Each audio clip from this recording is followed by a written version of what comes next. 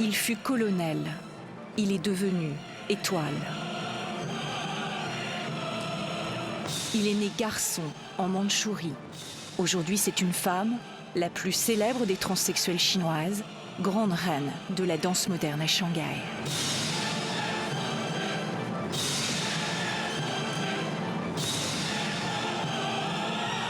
Voici l'histoire du destin extraordinaire de Tin Xing.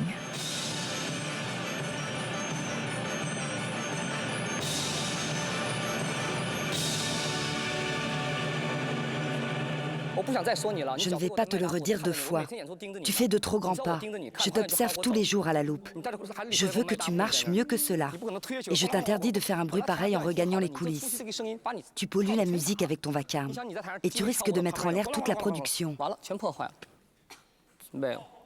Sa voix claque, cinglante, exigeante, d'excellence à tout prix.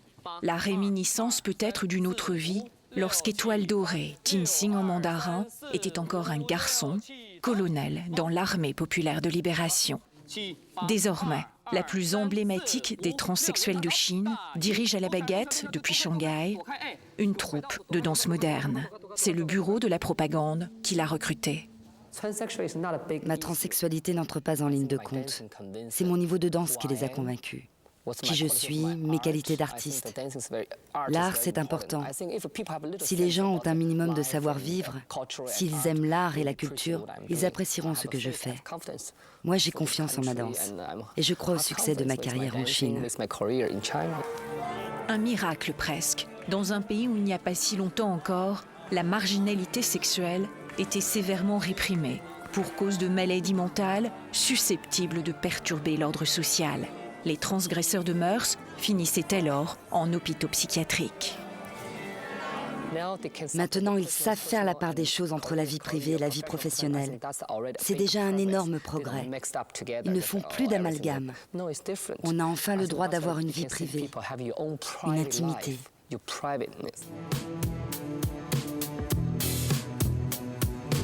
Une victoire très personnelle pour Tin Xing, dont l'enfance a failli virer au cauchemar. Il est 7h30 du matin, le 13 août 1967.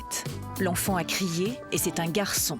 Tout pour plaire à son père, militaire de carrière en Mandchourie, au nord-est de la Chine populaire. C'est la première fois que je reviens ici, depuis que j'ai quitté cette école à l'âge de 9 ans. Cela me fait drôle. Je me souviens des rues où je venais m'amuser tous les jours, après l'école. Tournez à droite. Je crois que c'est là-bas. Oh mon Dieu, le vieux bâtiment a disparu. Ils ont construit une nouvelle école. Il ne reste plus que la cour et la porte d'entrée. Un matin de septembre 1971, le petit garçon de 4 ans qu'elle était alors foulait pour la première fois le sol de cette école maternelle. Une école pas comme les autres, ethnique, réservée aux petits Chinois d'origine coréenne. Depuis l'enfance, Tin Xing appartient donc au monde des minorités. Un destin enraciné par avance sur les marges de la société chinoise. Les enfants, je vous présente une grande star internationale de la danse moderne. Au fait, savez-vous ce que c'est qu'une star?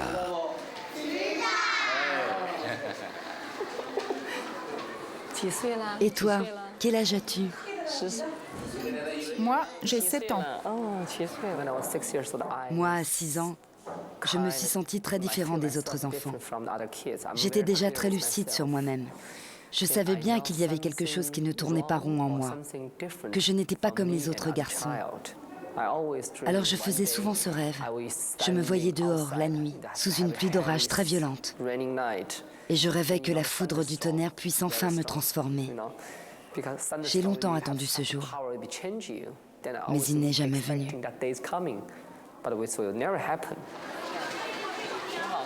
Tu as ouvert une école à Pékin, m'a-t-on dit. Oh, tout cela, c'est déjà du passé. J'ai quitté Pékin pour aller m'installer à Shanghai et je travaille à l'opéra. Aujourd'hui, c'est relâche. Alors j'en ai profité pour revenir ici. J'adore regarder ces chorégraphies modernes.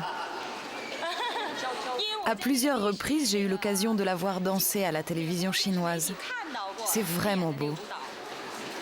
Cela me passionne.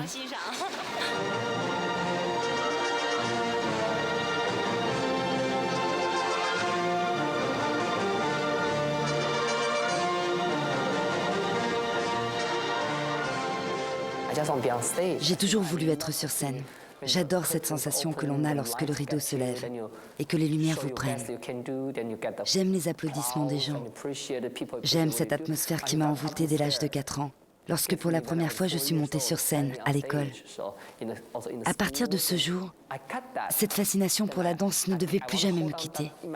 Jamais. Mais à l'époque, mes parents ne voulaient pas que je devienne danseur. D'après notre tradition coréenne, la danse sur scène est réservée aux filles. Mes parents ont opposé un refus catégorique. Ils m'ont dit « non, non, non, toi mon fils, tu iras au collège ». Alors moi, j'ai entamé une grève de la faim. Après plusieurs jours de grève, les parents finissent par céder aux supplications de leur fils. Tien-Sing n'a que 9 ans lorsqu'il entre dans l'armée. Il est alors le plus jeune des danseurs-soldats de Chine. En Chine, l'armée est toujours une grosse puissance. Elle a les moyens financiers de sponsoriser les milieux artistiques. L'armée vous inculque aussi la discipline. Pour atteindre le top niveau, un artiste a besoin de discipline.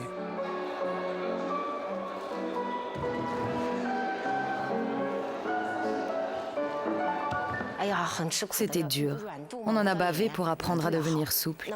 Les professeurs nous attachaient les pieds avec des cordes suspendues au plafond. Et on restait comme cela, la tête en bas, pendant plus d'1 heure parfois. On a vraiment mangé de la vache enragée.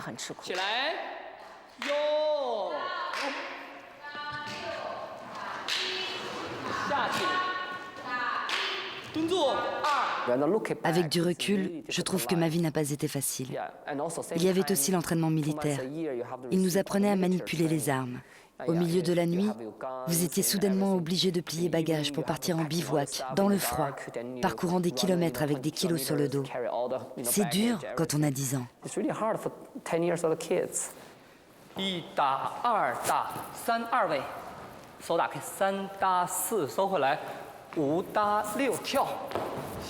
Regardez les bons danseurs lorsqu'ils marchent sur scène. On dirait que leurs genoux respirent.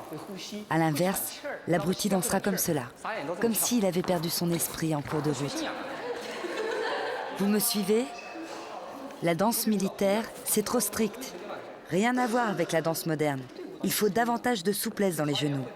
C'est d'ailleurs à cela que l'on reconnaît un bon danseur, aux genoux. Merci.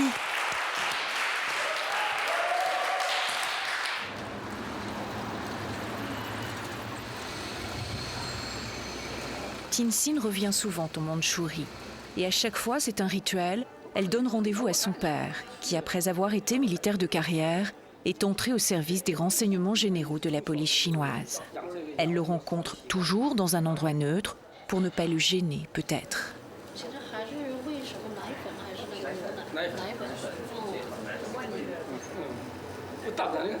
Mais pourquoi te maquilles-tu toujours autant comme cela? Pour un agent des renseignements, avoir une fille transsexuelle a sans doute été une épreuve, en dépit d'un discours apparemment ouvert et tolérant. Le destin de Tien-Sing nous a changé en bien, ma femme et moi. La métamorphose de notre enfant a influencé notre vision des choses. Avant, nous avions une mentalité beaucoup trop traditionnelle, voire vieillotte. C'est comme avec l'apparition de l'ordinateur. Autrefois, un ordinateur, personne ne savait ce que c'était.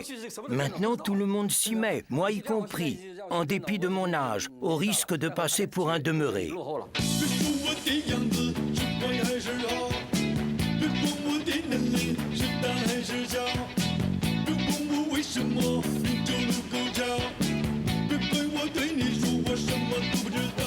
La tournée de Tien-Sing en Mandchourie se poursuit à l'intérieur d'une caserne de prestige, l'école militaire d'acrobatie de Shenyang.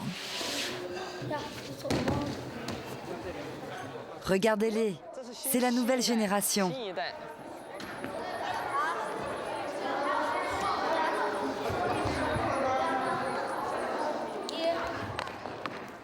Tien-Sing essaie de débusquer de futurs petits génies pour ses chorégraphies à venir. Au passage, elle dispense quelques cours du sur-mesure. Maintenant, tu peux changer de rythme, mais tout doit partir du genou. Pas mal. C'est presque cela. Mais tu utilises encore trop ta cuisse et pas assez ton genou. Mets-y plus de souplesse. Tu m'as comprise? Parfois, Tenzin invente des numéros d'acrobatie pour ses enfants du Grand Nord. Un juste renvoi d'ascenseur pour l'institution militaire à laquelle elle estime devoir l'essentiel. J'adore être ici. Voilà pourquoi j'entretiens toujours d'excellentes relations avec les militaires. Ils m'ont inculqué les meilleures techniques pour plus tard. Résultat, je suis devenue, comment dire, une chorégraphe multidisciplinaire, de l'opéra à la danse, en passant par le théâtre et l'acrobatie. J'ai tout appris grâce à l'armée. Elle m'a donné les bases.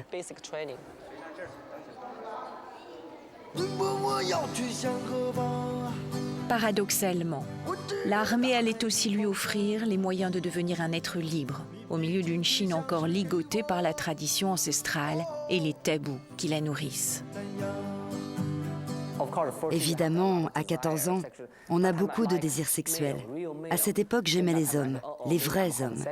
Je me suis dit, ne serais-je pas homosexuel? Et quand bien même. De toute façon, je ne pouvais rien faire d'autre que d'accepter ce fait. Or, je savais bien, au fond de moi-même, que je n'étais pas un homosexuel, mais une fille, dans un corps de garçon. Alors, à partir de ce jour, j'ai décidé de travailler dur et de devenir le meilleur danseur de Chine, afin que l'on s'intéresse essentiellement à mon niveau artistique et qu'on me laisse tranquille avec ma vie privée.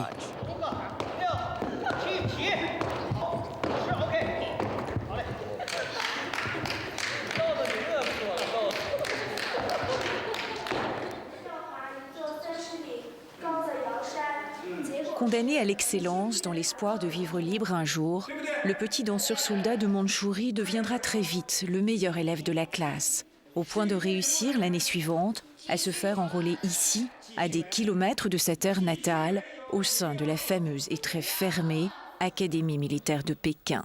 Tenzin y passera 4 ans de sa vie, coupé du monde.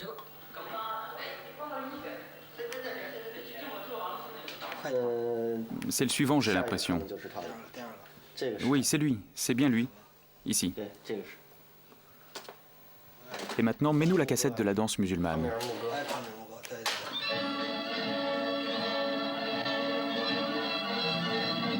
En 1979, cette danse des steppes d'Asie centrale va lui conférer ses premières lettres de noblesse. Dès lors, le succès ne devait plus le quitter.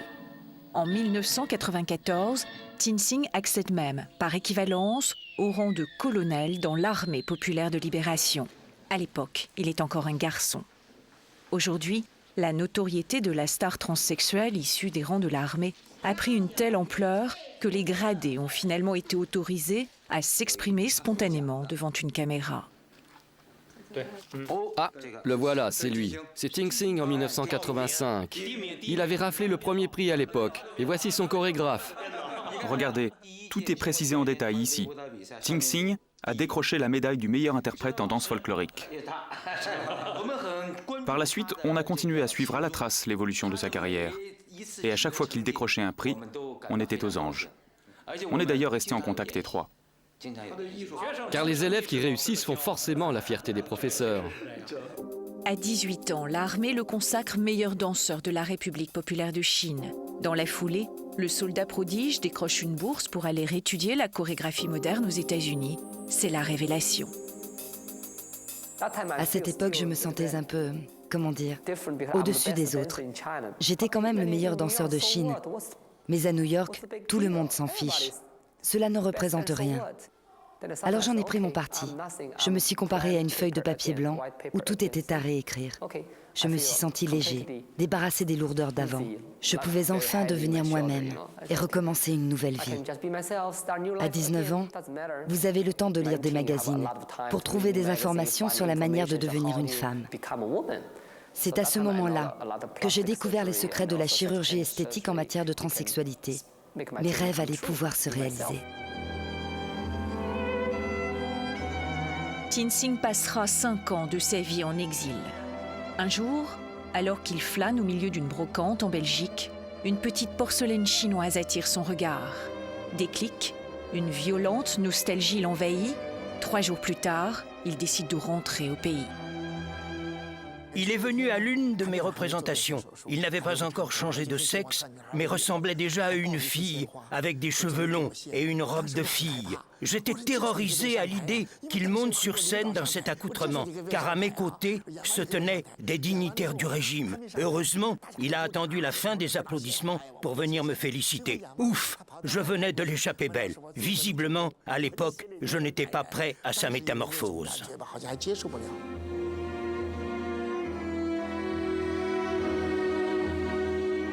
À ce moment-là, personne ne pouvait accepter une transsexualité. Tin Sing a été très courageux de s'aventurer sur cette route-là. Il y a perdu beaucoup de sueur et versé tellement de larmes.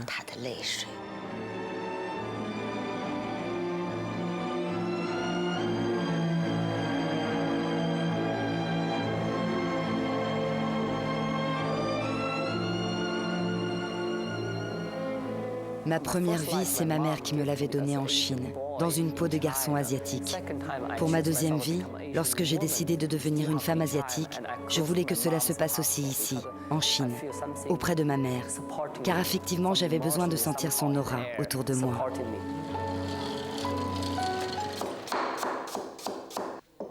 La mère Providence en question, divorcée du père depuis des années, a toujours été là, dans l'ombre de son garçon adoré.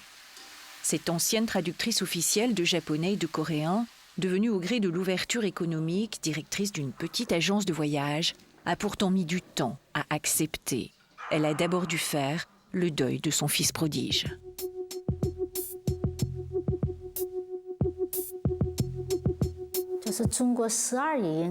On est plus d'1,2 milliard de Chinois. Pourquoi fallait-il que cela m'arrive à moi? Je n'arrivais pas à y croire. C'était comme si le ciel venait de me tomber sur la tête. J'ai essayé en vain de le dissuader de faire cela. Mais il ne voulait pas m'entendre. Nous nous sommes alors violemment battus. Oui, violemment. Je veux dire, avec des mots. Et j'ai pleuré toutes les larmes de mon corps. Je ne voulais pas qu'il fasse cette chose-là.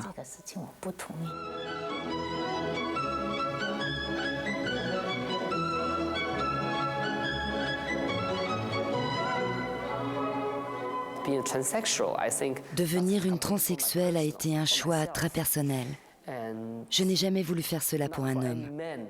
Aucun homme au monde n'aurait d'ailleurs mérité que je change de sexe pour lui. Aucun. J'ai simplement fait cela pour moi, pour être honnête avec moi-même. Pas pour ma carrière ou que sais-je encore. Non. Juste pour être honnête avec moi-même, avec qui je suis. C'est la chose la plus importante.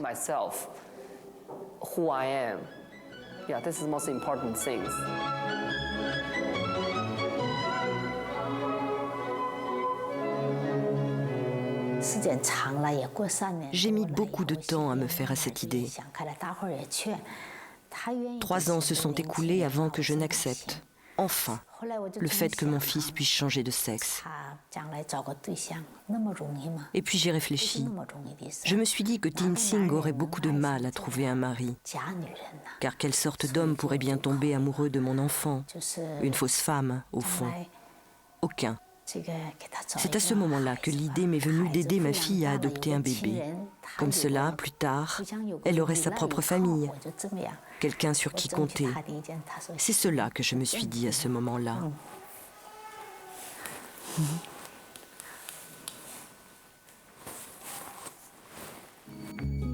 Le destin allait accélérer les choses. Un soir d'été, la mère de Tin Sing tombe brutalement malade. Elle se rend aux urgences de l'hôpital de Pékin.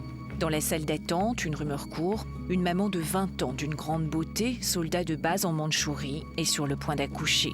Elle ne veut pas de son enfant, fruit d'un amour illicite, une relation clandestine entretenue avec un militaire. Elle recherche désespérément une mère adoptive. Ma mère m'a simplement dit « Tu es devenue une maman ». Moi j'ai dit « Quoi ? Quoi ? Qu'est-ce que tu veux dire par là ?» Elle m'a répondu « Oui, j'ai adopté un bébé pour toi ». J'ai demandé « Un garçon ou une fille ?» Elle m'a dit « Un garçon ». Sur le coup, je n'ai pas trop réfléchi. J'ai décidé d'aller le voir sur le champ. Lorsque je suis arrivée chez ma mère, il dormait déjà. Mais dès que je l'ai regardé, il a entrouvert ses yeux pour me regarder à son tour. Son regard était un peu flou, mais il me voyait. Et ce fut magique. Magique, oui. C'est mon petit Léo. Étiez-vous prête à ce moment-là à avoir un bébé? Bien sûr que oui. Si lui était prêt, moi je l'étais forcément. Pas vrai, Léo? Quel beau sourire. Avez-vous des rêves pour lui? Non, je pense qu'il a ses propres rêves, dans sa petite tête, dans son petit cœur. J'essaierai seulement de l'aider à réaliser ses rêves, comme ma mère m'a aidé à aller au bout des miens.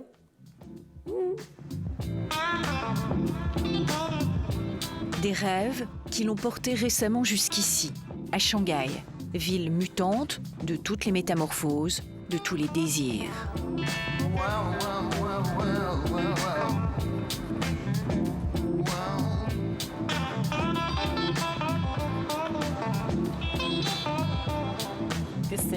Cette cité est une cité complètement féminine.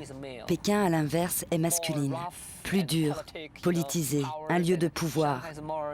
Shanghai est une ville plus délicate, qui adore parler d'argent. Superbe. J'ai eu ma part de pain noir. Cela suffit. Maintenant, j'ai envie de détails, surtout depuis que je suis devenue une femme. Je pense que j'ai vraiment besoin d'une ville comme celle-ci.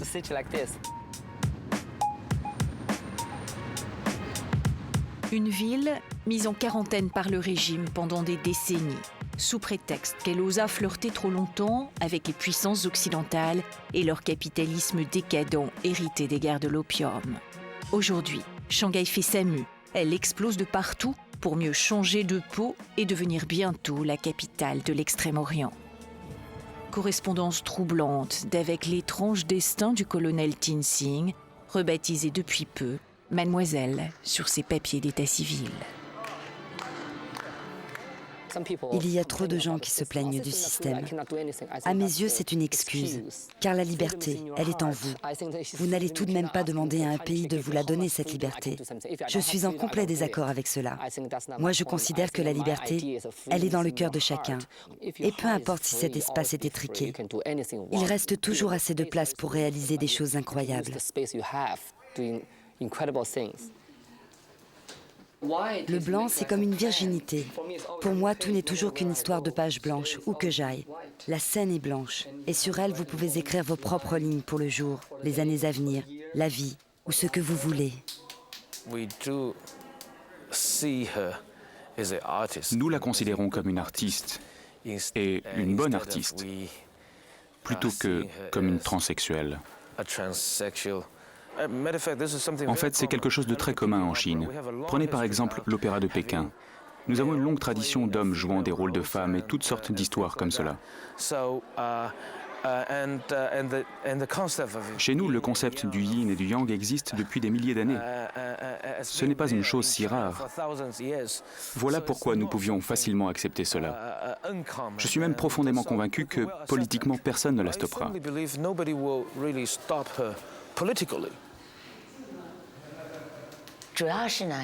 Jusqu'à récemment, la danse moderne restait une énigme pour nous, les Chinois. Mais Tin Sing, elle, a trouvé une voie originale. Elle a réussi à rendre sa chorégraphie contemporaine à peu près compréhensible pour un esprit chinois, en y introduisant une dose de sentiments positifs et humains, ce qui correspond assez bien à la mentalité du petit peuple. C'est sûrement cela le secret de sa réussite. Carmina Burana de Karl Orff.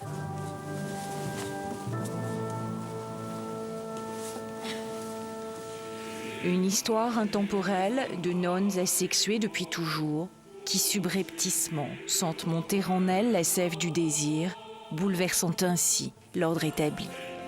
Une allégorie, forcément, de l'incroyable destin de Tin Sing, qui n'hésita pas dès l'enfance à bousculer tous les préjugés, braver tous les pouvoirs et briser un tabou, vouloir devenir une fille un jour au pays de Confucius, Marx et Mao, et du règne absolu du garçon roi.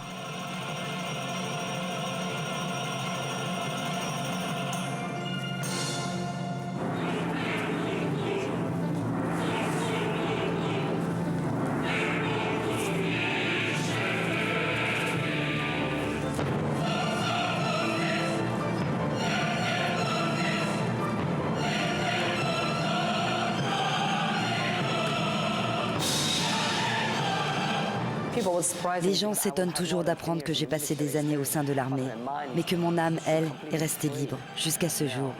Ils me demandent pourquoi. Je leur réponds qu'en dépit de l'uniforme que je portais sur mon corps, à l'intérieur de mon cœur, je n'ai jamais cessé d'être libre. Libre, comme à l'âge de 6 ans, lorsque ma pensée ressemblait à celle d'un oiseau qui volerait en toute liberté, dehors. Jadis, ils se seraient pressés au fond des théâtres populaires pour voir l'homme de foire. Ce soir, ils applaudissent au talent sans frontières de celle qui rêvait, enfant, de voler tel un oiseau, dehors. Vers un destin inconnu qu'elle continuera pourtant à construire à sa guise, inexorablement libre, quoi qu'il en soit.